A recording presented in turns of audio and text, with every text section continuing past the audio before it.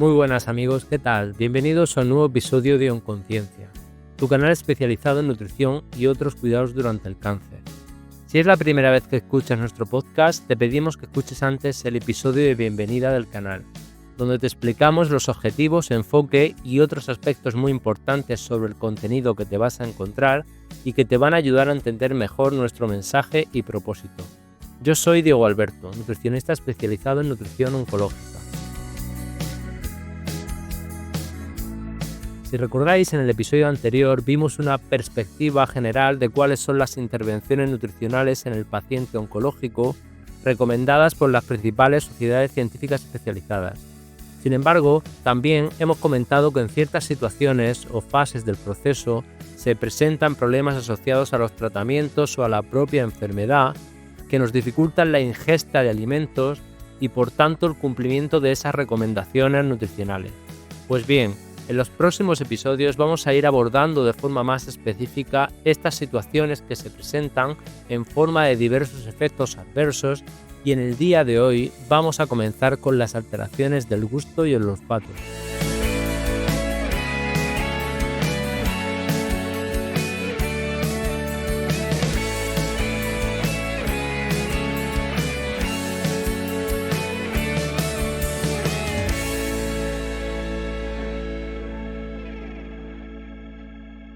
En primer lugar, haremos una introducción sobre las bases del gusto y el olfato.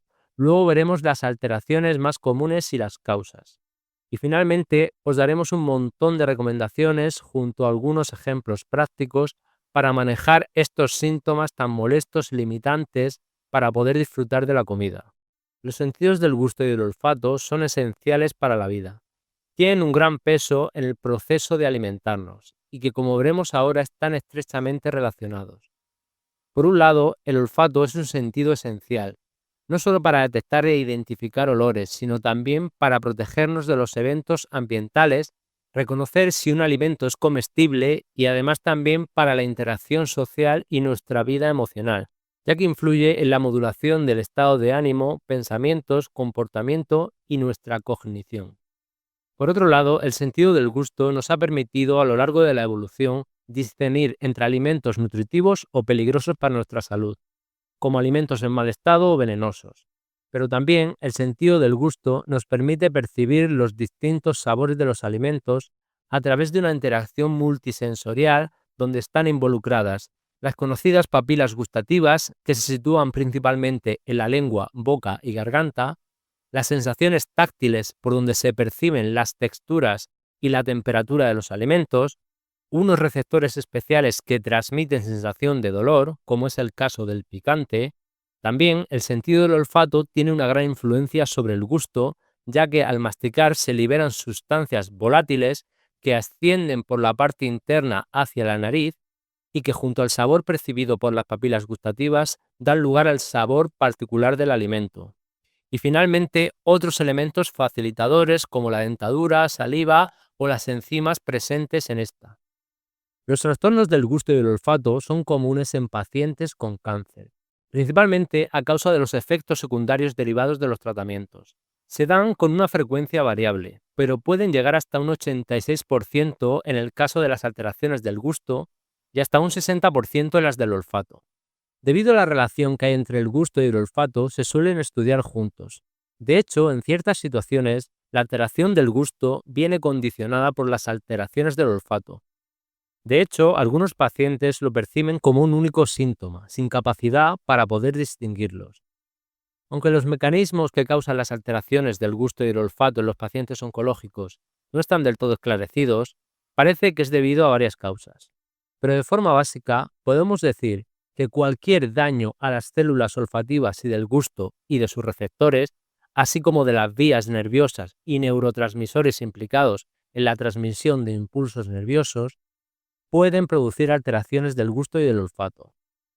También, algunos pacientes experimentan sabores como amargo y metálico durante las sesiones con algunos tipos de quimioterapias, ya que algunos de estos compuestos pasan a la saliva reaccionando con las papilas gustativas.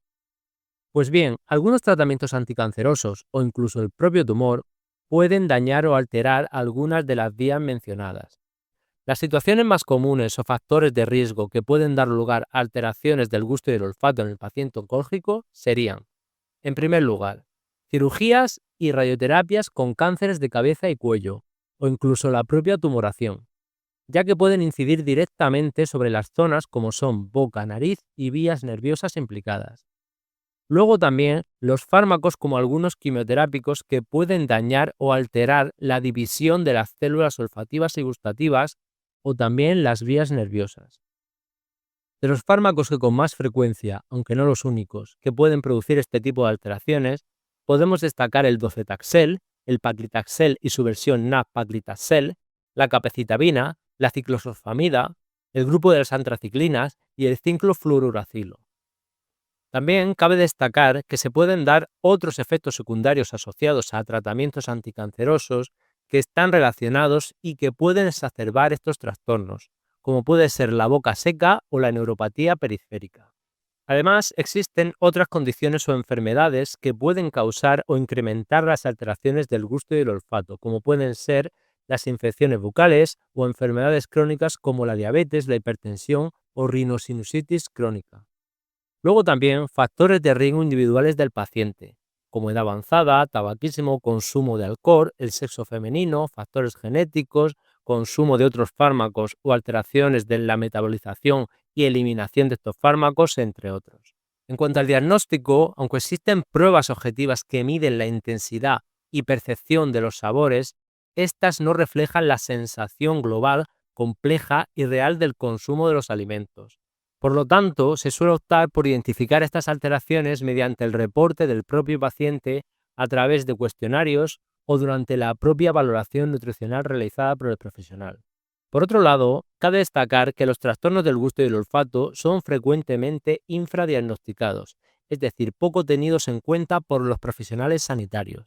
Sin embargo, estas alteraciones son de gran importancia ya que pueden repercutir en la ingesta alimentaria del paciente al poder provocarle inapetencia, menor disfrute de la comida o rechazo a ciertos alimentos, lo cual puede conllevar a un mayor riesgo de desnutrición.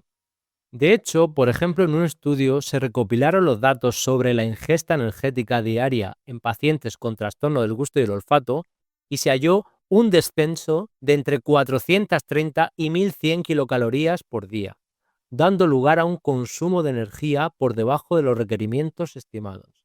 Algunos de los trastornos del gusto reportados con más frecuencia suelen ser disminución en la intensidad de los sabores y cambios en el gusto con sabor metálico o amargo, calificado como nauseabundo y asociado con mal sabor de boca. En cuanto a los olores, se han descrito cambios en la intensidad de los olores, tanto aumentados como disminuidos, y también cambios denominados por los pacientes como olor a rancio. El tiempo de persistencia de los síntomas va a ser variable según cada caso, pudiendo ser desde pocas semanas hasta años e incluso en algunos casos puede ser permanente, pudiendo ser la recuperación parcial o total. En algunos estudios en pacientes con cáncer de cabeza y cuello sometidos a radioterapia, se ha visto que las alteraciones del gusto comenzaron a las 3 semanas del inicio del tratamiento, con un pico máximo a los 2 meses de media tras finalizar el tratamiento, y con una recuperación de entre 3 y 24 meses tras finalizar el tratamiento. Para los casos de estos síntomas asociados al tratamiento con quimioterapia, los estudios muestran mayor variabilidad de tiempos de aparición y recuperación, pero se ha observado que la gravedad de los síntomas tiende a empeorar entre los 5 y 7 días después del ciclo de quimioterapia, para luego ir mejorando hasta un 10% aproximadamente antes del inicio del siguiente ciclo. El tiempo de recuperación del sentido del gusto en este grupo de pacientes oscila entre 3 y 6 meses en los reportes de algunos estudios. Bien, pero ¿qué podemos hacer desde la nutrición para poder abordar y paliar en cierta medida estos síntomas? En primer lugar, no hay que olvidar que el objetivo principal del paciente oncológico, especialmente en fases que puedan conllevar mayor riesgo de desnutrición, es llegar a los requerimientos nutricionales, principalmente de energía y proteína, y además con una alimentación lo más saludable posible. Para ello, habrá que adaptar las recomendaciones al contexto y situación del paciente para facilitar ese objetivo, que en el caso que nos ocupa hoy sería un paciente que presenta alteraciones del olfato y del gusto. Es cierto que muchos pacientes presentan varios síntomas o efectos adversos a la vez, y en ocasiones algunas recomendaciones o pautas para un síntoma pueden ser perjudiciales para otro, por lo que también intentaremos matizar estos aspectos. En primer lugar, vamos a abordar las recomendaciones que giran en torno a la alimentación y consumo de bebidas. La primera recomendación sería que prioricéis alimentos que os resulten agradables tanto a la vista como al olfato. Y por el contrario, evitad alimentos que os resulten desagradables, especialmente si son alimentos superfluos. En caso de que os ocurra con alimentos nutritivos, intentad buscar alternativas similares que os resulten agradables. También podéis probar recetas nuevas, usar aliños, salsas o adobos que enmascaren o cambien el sabor que os resulta desagradable, o también para potenciar el sabor si en vuestro caso lo percibís con menor intensidad. El uso de especias, hierbas como el perejil, la albahaca, el tomillo o el laurel también os pueden ayudar. O también la menta, el vinagre y el limón, siempre y cuando no tengáis mucositis o irritación en la boca o garganta.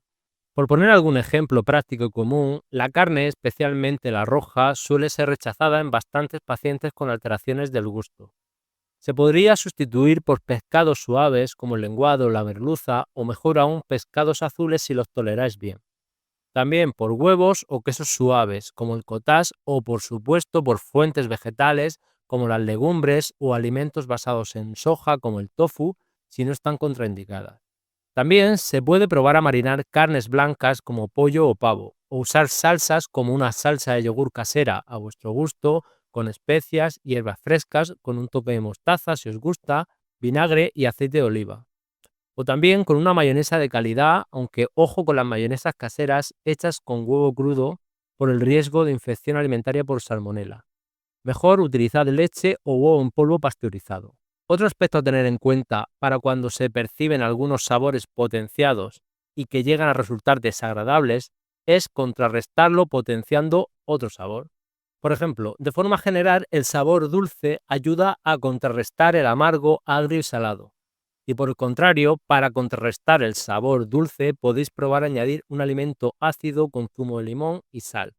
Pero ojo, cuidado con abusar de la sal o alimentos salados, también dulces y bebidas azucaradas, así como de otros alimentos ultraprocesados con alta cantidad de aditivos. No quiere decir que no se tomen o no se puedan utilizar para potenciar o enmascarar sabores, pero a veces se tiende a abusar de ellos, lo cual puede ocasionar otros problemas, especialmente en pacientes con otras patologías como las renales, diabetes o hipertensión.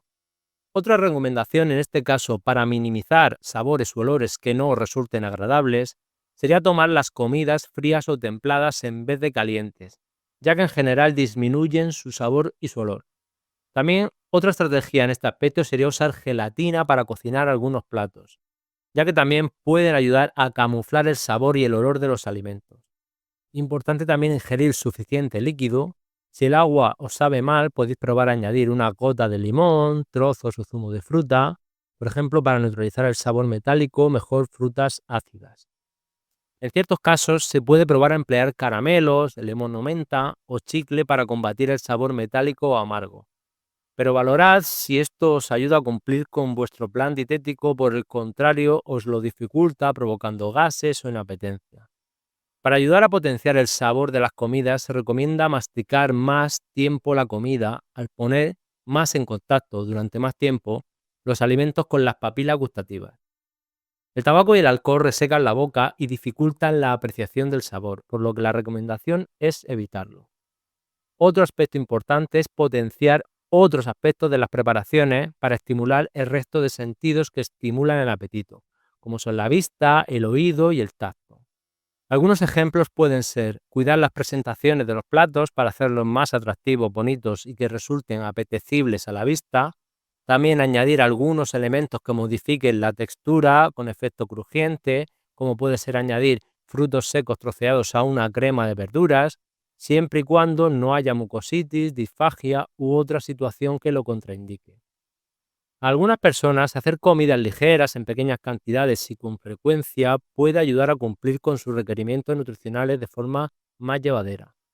Sin embargo, a algunas personas les ayuda más comer cuando tienen hambre en lugar de hacerlo a horas rígidas establecidas, siempre y cuando se lleguen a los requerimientos o cantidades establecidas. Por otro lado, como hemos comentado, la boca seca o serostomía también contribuye a alterar la percepción del gusto.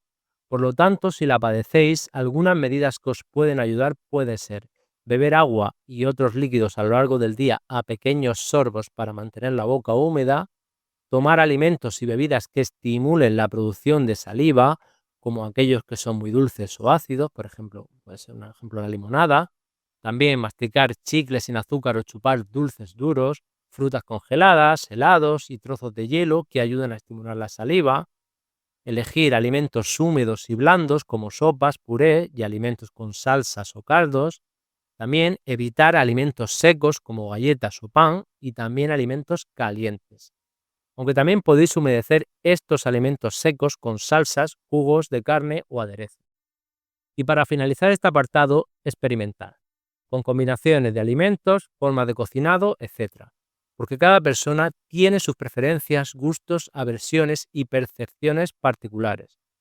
Vosotros os conocéis mejor que nadie, por lo que vuestras preferencias, junto a un buen asesoramiento nutricional, puede ser el mejor tándem para tener más adherencia al plan nutricional y cumplir con los requerimientos. Luego también para los pacientes que perciben sabor metálico se recomienda evitar utensilios de cocina metálicos y como alternativa se propone sustituirlos por cubiertos de plástico o silicona y también por sartenes y ollas no metálicas como pueden ser las de vidrio, barro o cerámica esmaltada. Otro aspecto importante es la higiene oral y cuidado de la boca, por lo que se recomienda mantener una buena higiene oral cepillándose los dientes y usando hilo dental regularmente. También utilizar enjuagues bucales especiales si es necesario, consultando previamente con su dentista o médico sobre cuáles son los productos más adecuados.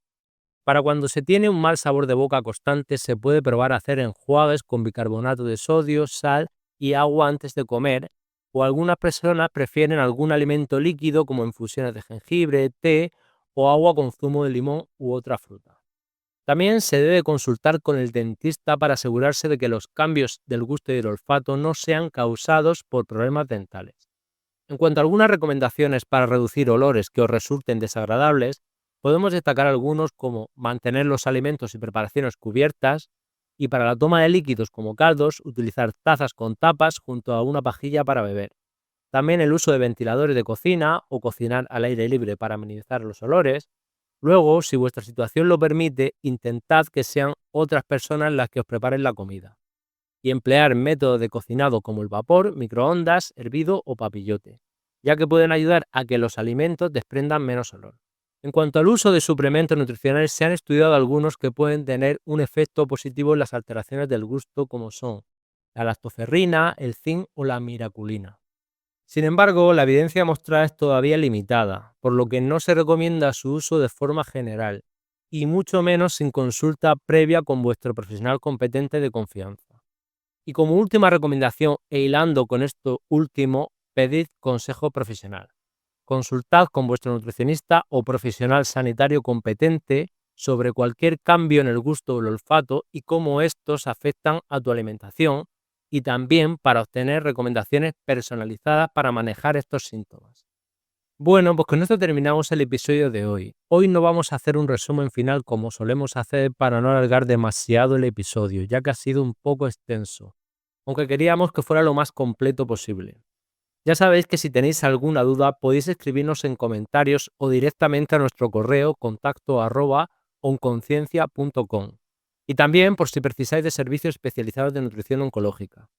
Ya sabéis que la información de nuestro podcast es meramente divulgativa y de carácter general, y que antes de hacer cualquier cambio se recomienda consultar previamente con un profesional cualificado. Nos despedimos de vosotros como siempre deseándoos lo mejor y mucha fuerza y ánimo durante esta etapa. Un abrazo.